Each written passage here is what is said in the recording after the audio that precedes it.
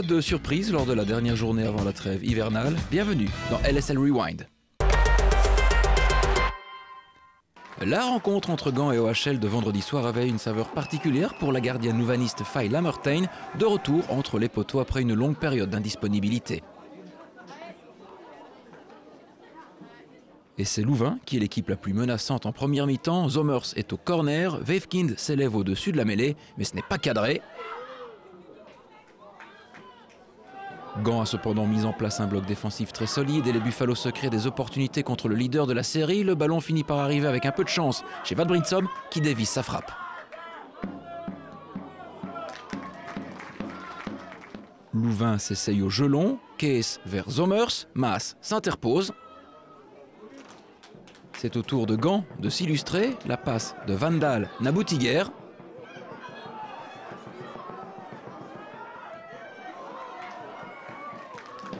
OHL cherche à combiner, Van Dijk est fauché, mais un porteur ne peut convertir l'offrande en une véritable occasion de but. Gand est de nouveau à l'attaque, Van Gansbeek propulse le ballon au-dessus du but. La machine louvaniste semble enrayée. En fin de première mi-temps, OHL obtient un coup franc, mais Maas écarte le ballon avec assurance. Gand exerce une pression plus élevée au cours de la seconde mi-temps, mais cela comporte aussi des risques. Belle passe en profondeur de De Troyer vers Van Dijk. La néerlandaise mystifie la défense et c'est 0-1.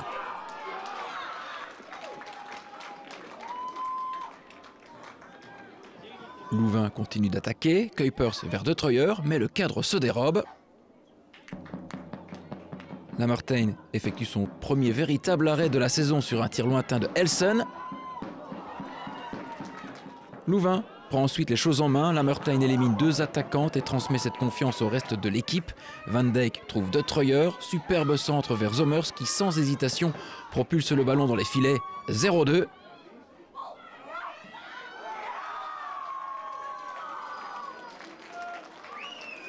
Cette même Zomers met ensuite Kuipers dans le droit chemin, c'est 0-3 avec beaucoup de sang-froid.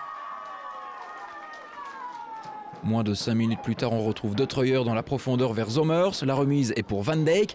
Zomers se libère du marquage et inscrit son deuxième but de la soirée, c'est 0-4.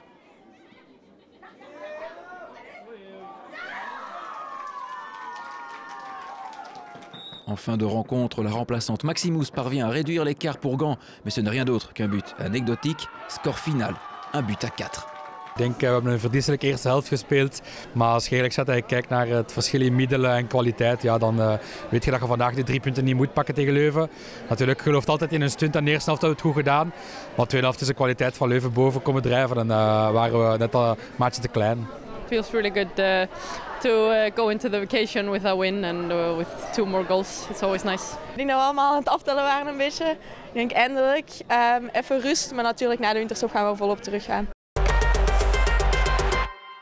Samedi, le club Wayelais et Zulte Waregem croisaient le fer lors du derby de la Flandre occidentale. Presque toute la première demi-heure a été consacrée à un round d'observation. La première menace intervient lorsque Van Mechelen est trouvé dans la profondeur, mais la capitaine de Zulte reste vigilante et écarte le danger. Le corner de Van den Abel va directement vers le but.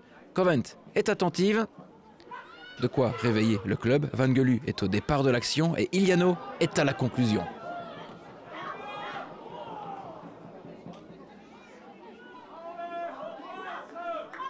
Après une perte de balle inutile du côté de Zulte Waregem, Mark Lekerkhoff se montre entreprenante. Elle fait preuve d'altruisme et prépare le terrain pour Davinia Van Mechelen qui, libre de tout marquage, expédie le ballon au fond des filets. C'est son 10e but de la saison. Juste avant la pause, Gbogou se présente et parvient à contourner la gardienne, mais l'angle est trop fermé pour marquer. À la reprise, on retrouve Stéphanie Gbogou. Elle fait face à la gardienne Covent, mais place le ballon à côté. Zulte Waregem cherche à réduire l'écart. Gbogou, de loin la plus dangereuse des visiteuses, galvaude à nouveau.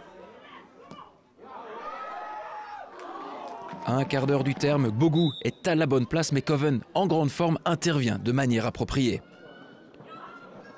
En fin de rencontre, Windels commet une faute de main dans la surface. Penalty logique, converti par Boutiebi avec maîtrise. Score final 3-0 et le club wayelais reste en bonne position pour la suite. Ik denk dat we eigenlijk 2 wedstrijden spelen waar we enerzijds wel tevreden kunnen over zijn. En dan bedoel ik de 2 wedstrijden dat we tegen Club Brugge spelen. Maar anderzijds, ja, voetbal gaat ook over doelpunten maken. En als je in de tweede helft 4 open kansen creëert en krijgt en je scoort ze niet, ja, dan kan je ook niet verwachten dat je wedstrijden wint. En op basis van de 2 wedstrijden tegen Brugge moeten we minstens 4 op 6 pakken en we hebben er 0. De eerste helft scoren we mooi 2 keer. En, ik denk een gelijk opgaande wedstrijd. Waarbij dat we een paar keer goed uitkomen, een paar keer mooie combinaties maken, ook een heel mooie 1-0 scoren. En Zulte Waregem kwam een paar keer heel goed opzetten, maar we konden rekenen op een opnieuw uitstekend keepende Jorijn Covent. Gedeeld derde, gaan jullie de winterstop in? Hoe zie je dat? Ja, uiteraard zeer leuk. Hè. Ik denk dat we daar op voorhand zeker voor getekend hadden. Maar ik denk dat we heel blij zijn, vooral met de progressie dat we gemaakt hebben als staf. Toch een volledig nieuwe staf, maar ook de progressie dat we gemaakt hebben als team, individueel en als team. En dat we op die stappen willen verder gaan richting de tweede seizoenshelft. Le choc wallon entre Charleroi et le Standard s'est disputé à huis clos en raison de son caractère jugé à haut risque par la police carolo-régienne. Seules les familles des joueuses étaient autorisées à assister à ce duel. Sans leurs supporters, les visiteuses prennent rapidement les choses en main. Gelders partit à la limite du hors-jeu, centre en retrait pour Barrett qui place le ballon hors de portée de Brasseur. C'est 0-1 après 4 minutes de jeu. L'Irlandaise inscrit son 9e but en championnat.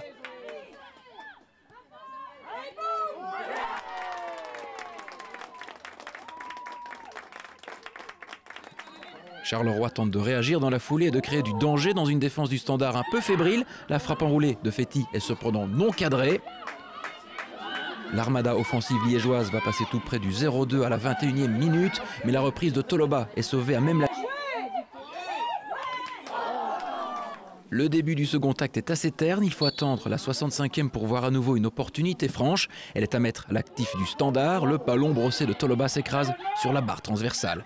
À 0-1, les Zébrettes continuent de croire à l'égalisation. Le dribble de Jadoul sur la gardienne adverse est cependant trop long. Charleroi vient de galvauder sa plus belle occasion. Les Carolos pressent davantage pour tenter de revenir au score, mais au même moment, les Liégeoises réussissent à faire le break. Fon, oublié par la défense, double la mise. Sans briller, le Standard s'impose 0-2 dans le derby wallon et enregistre son 5e clean de la saison. C'est 3 points dans un derby face à une équipe qui joue pratiquement le match de sa vie, donc c'est jamais évident. On a eu des bons moments, on a été beaucoup plus faible défensivement en première mi-temps. Ça c'était embêtant, par contre en deuxième mi-temps on a très bien géré. Mais on doit être plus agressif, plus vicieuse dans ce genre de match. Et ça on ne l'a pas, mais si on veut viser des choses, il faut absolument l'apprendre. De son côté, Charleroi a livré un match convaincant, mais les Carolos ont parfois manqué de rigueur défensive pour espérer décrocher. On prend vite un but encore une fois en première mi-temps. Je pense que sur une mauvaise relance, le ballon revient, on n'est pas au marquage et finalement le ballon va au fond. Mais bon, ça fait partie de l'apprentissage, hein. Rien n'est parfait, sinon le foot, il n'y aurait jamais de but. Mais je vais dire, moi je peux être content et fier des joueuses parce qu'elles ont livré un bon combat et on aurait mérité au moins de marquer un but, voire même faire un match nul. Ça aurait été intéressant. Anderlecht se devait de l'emporter avant la trêve hivernale pour ne pas laisser les 2 premiers s'échapper. Contre Woluwe, cela ne devait en principe pas poser de problème. L'équipe locale démarre la rencontre pied au plancher. Delabre contrôle et peut conclure. Cependant, elle croise un peu trop sa tentative. On retrouve Delabre 1 minute plus tard après une nouvelle belle passe en profondeur de Van Wensberg. Elle se libère parfaitement et met Anderlecht aux commandes. C'est 1-0.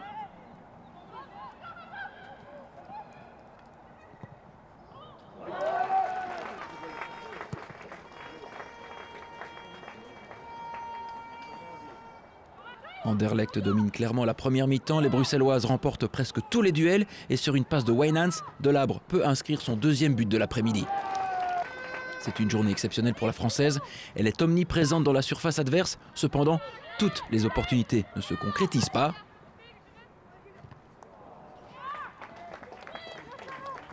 Les visiteuses ne parviennent pas à s'installer et Anderlecht continue de dominer après une nouvelle combinaison. De Kenny doit absolument marquer, mais ce n'est pas le cas.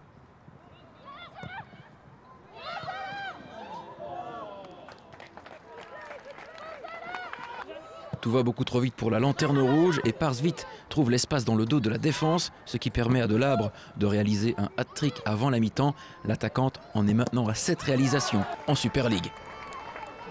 C'est un travail, je pense, de toute l'équipe parce que les buts derrière, faut que j'ai les ballons et tout, mais ça fait toujours plaisir de marquer et on gagne.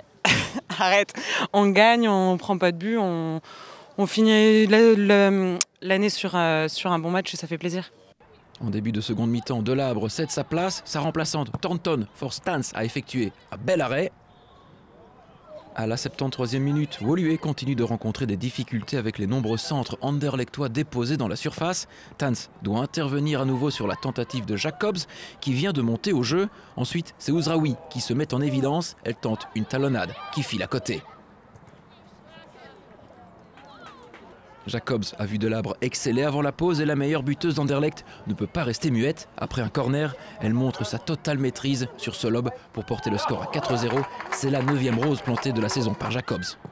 Vous vous demandez sûrement si Woluwe est encore en vie. Eh bien, ce n'est qu'à la 80e minute que nous voyons la seule véritable menace de but woluwéenne. Walbilic doit intervenir avec beaucoup d'adresse sur cette tentative de Mailleux. Elle parvient à pousser le ballon sur la transversale. On a manqué d'agressivité aujourd'hui. Si tu joues contre un Anderlecht où on sait que c'est quand même une équipe qui est en haut du classement, qui a un très très beau football, qui décroche énormément, et si nous, on n'est pas là avec la tête et qu'on n'est pas agressif sur chaque ballon, évidemment on va prendre des goals.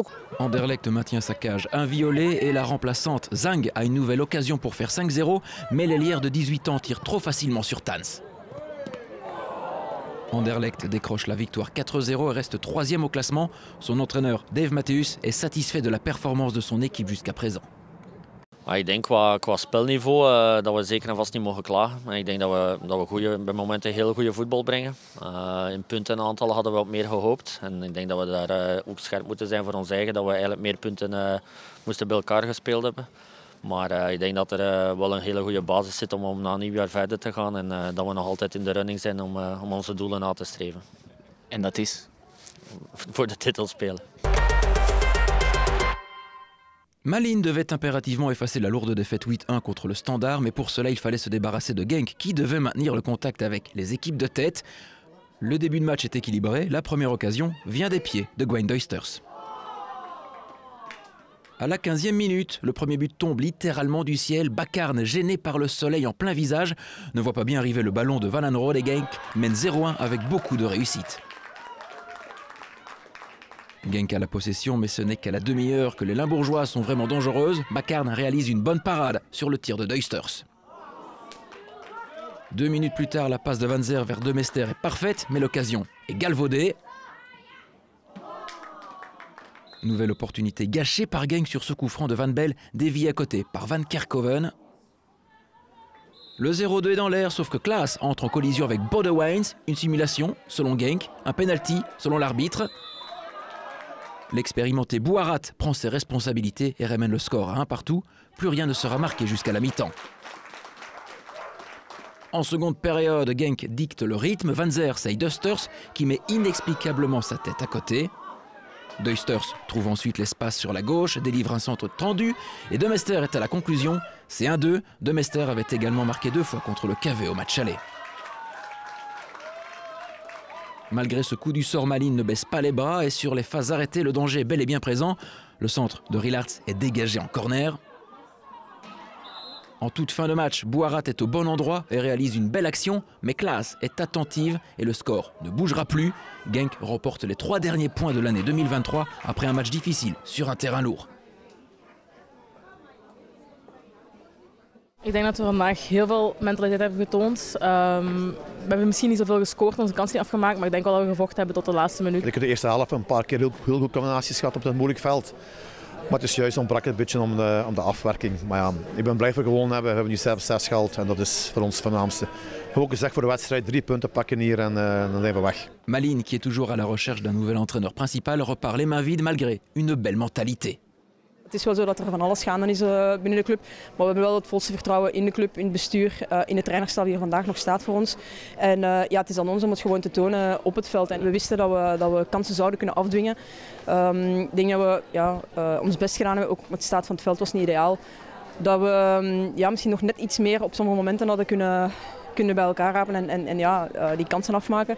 En dat maakt dat we toch wel iets of wat teleurgesteld zijn vandaag. We hadden toch wel gehoopt op dat gelijkspel.